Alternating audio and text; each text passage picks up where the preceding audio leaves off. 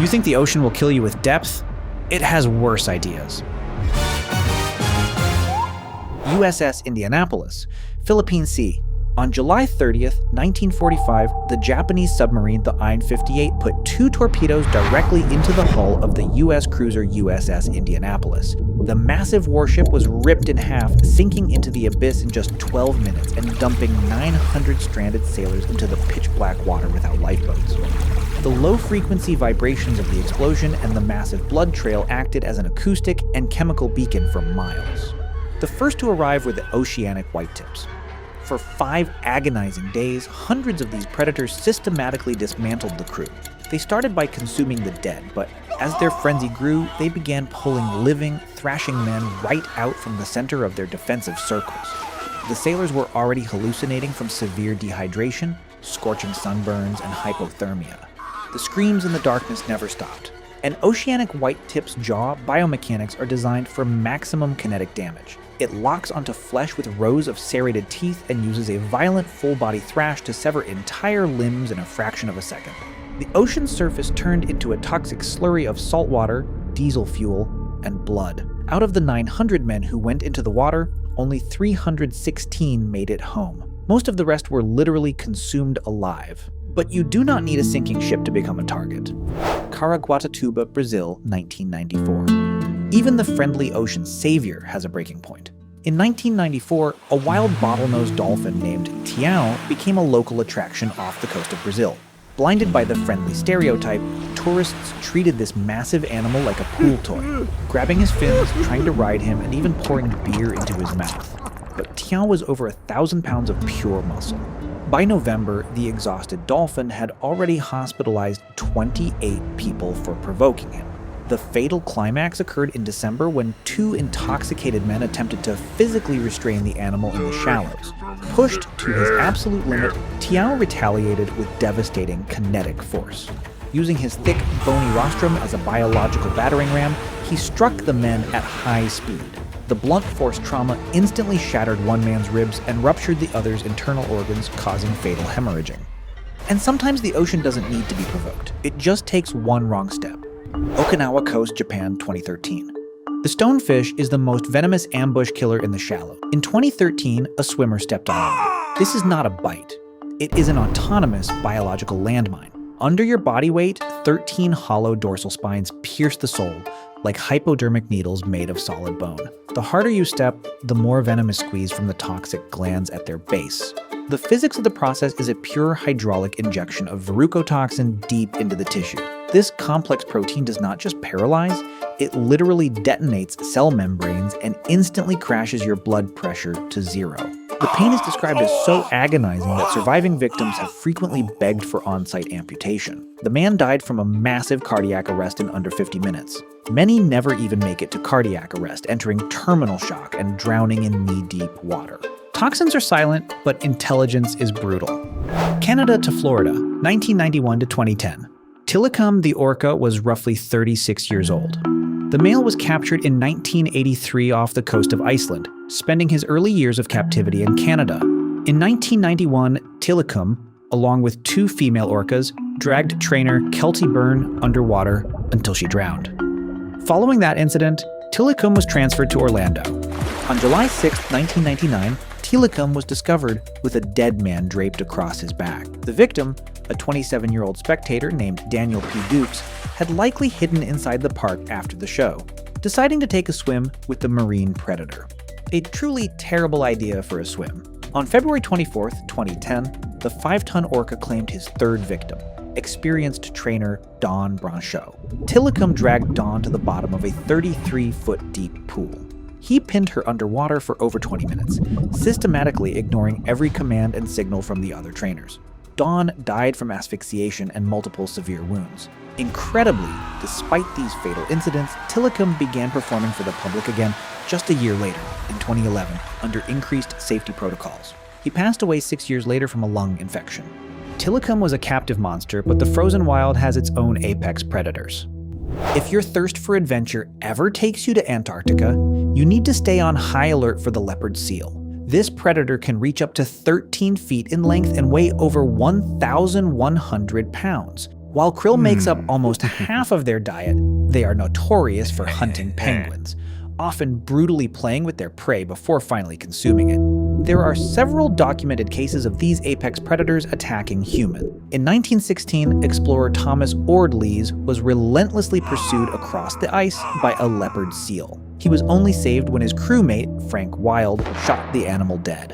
In 1985, Scottish-Canadian explorer Gareth Wood was bitten twice in the leg when a massive seal erupted from the water, attempting to drag him off the ice and into the freezing sea. But the only fully documented human fatality occurred in 2003. A leopard seal attacked Kirsty Brown. It dragged her from the surface down to a depth of 230 feet beneath the ice. The predator pinned her underwater for nearly 6 minutes, inflicting roughly 45 separate puncture and laceration wounds. All resuscitation efforts failed. The ocean doesn't just kill with brute force. Enter the cone snail, the ultimate chemical weapon. In 2016, a tourist in the Maldives picked up a beautiful shell from the bottom. It was a fatal mistake. The snail uses hydrostatic pressure to fire a hollow, barbed harpoon tooth at a speed exceeding muscle reaction. This projectile can easily pierce a thick neoprene wetsuit. In a fraction of a second, the predator injects conotoxin, a highly complex cocktail of hundreds of different peptides. The chemistry of this venom is diabolically perfect. It contains powerful analgesics, so the victim often does not even feel the strike. Instead of pain, the toxins methodically block the ion channels in the nervous system, permanently severing the connection between the brain and muscles. Flaccid paralysis sets in. 10 minutes later, the tourist's diaphragm simply refused to expand his lungs. Nicknamed the cigarette snail, once struck by the harpoon, you have exactly enough time for one last cigarette. The man asphyxiated while fully conscious long before help could arrive. A quiet death on the beach is one thing, but extreme violence on the surface is another. For decades off the coast of South Africa, in the waters of False Bay, locals whispered about the Submarine, an anomalous great white the size of a small U-boat that had been terrorizing the area for generations. Her rap sheet already included shredded steel dive cages, capsized fishing trawlers, and a very long list of missing persons. For context, your standard adult great white clocks at around 15 feet and 2,000 pounds. Submarines stretched to a massive 30 feet and packed over 6,000 pounds of dense muscle. This legend remained a convenient campfire story for tourists right up until October 13, 2012. At 5:40 p.m. local time, a charter boat headed out for an evening cruise. On board, 22 people. The vibration of the outboard motors hit the predator's receptors like a personalized dinner invitation. What started as a dull, heavy thud against the keel escalated into the methodical dismantling of the vessel in a matter of seconds. The female didn't just attack. She deliberately shattered the hull. This massive biological machine didn't even need to use her jaws in those first few seconds. She simply stripped the object of its buoyancy, erasing the thin barrier between human arrogance and the pitch-black abyss. The final toll, 22 vanished passengers. A flawless statistic of what happens when a myth decides to snack on reality. Unlike a noisy shark ramming, this ancient predator kills in absolute silence. Saltwater crocodiles kill about 100 people annually, and the vast majority of these deaths occur in murky rivers. But if you think the open ocean is a swimming zone free of these creatures, you are fatally mistaken. In May 2016, on Thornton Beach in Australia, Cindy Waldron and her friend decided to take a night walk through the shallows, wading in waist-deep water. Out of the darkness without a single splash, a saltwater crocodile emerged. Its perfect stealth is provided by domed sensory organs on its scales. They detect the slightest water micro-vibrations, allowing the predator to lock onto its target like a radar even in crashing surf.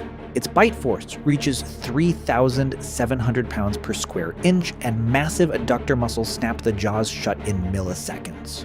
The predator instantly clamped Cindy in a death grip and dragged her under the water in total darkness, leaving no chance for even a scream. While a reptile waits in the sunlit shallows, the pitch-black depths conceal swarming nightmares. In the Sea of Cortez, Humboldt squids, nicknamed red devils, hunt in packs of hundreds. In a state of aggression, their skin begins to pulsate using pigment cells, chromatophores, creating a violent stroboscopic effect, flashing red and white. This disorients prey in absolute darkness. These predators, 6 feet long and weighing 100 pounds, do not just grab you. Each tentacle is lined with hundreds of suckers, inside of which are hidden rings of razor-sharp chitinous teeth. The main danger for a diver isn't the tentacles or the beak damaging the wetsuit. It's that, purely out of curiosity, they can tear off your mask and cut your oxygen. Or worse, drag you down into the deep. You might try to fight off a swarm, but you are absolutely powerless against what you cannot see. The Sea Wasp, the world's most venomous jellyfish. In 1955, a 5-year-old boy in Queensland died within minutes of touching a sea wasp in knee-deep water. Its 10-foot tentacles are packed with millions of nematocysts that fire venom at the slightest touch. The neurotoxin attacks the heart instantly. Since 1883, 80 deaths have been recorded in Australia alone. The venom injection happens at the speed of a bullet. The pain is so excruciating it triggers psychosis and immediate respiratory failure. If the sting area exceeds 4 inches, death occurs in under 3 minutes. The water won't kill you, it just keeps you afloat until the locals take an interest. It only gets darker from here. Don't forget to subscribe.